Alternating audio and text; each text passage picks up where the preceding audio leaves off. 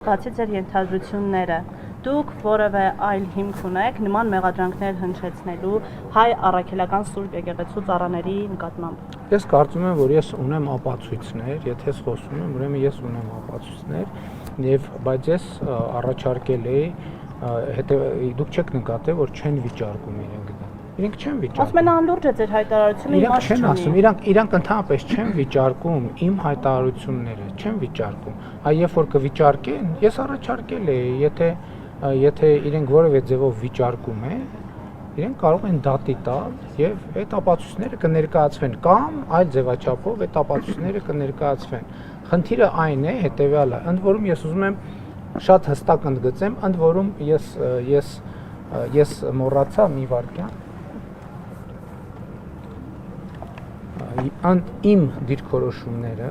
ամբողջությամբ հիմնված են հայ առաքելական եկեղեցու կանոնների վրա, հայ առաքելական եկեղեցու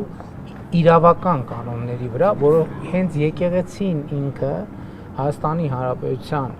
Արդարադատության նախարարությունում գրանցել է որպես հայ առաքելական եկեղեցու կանոններ եւ կանոններ։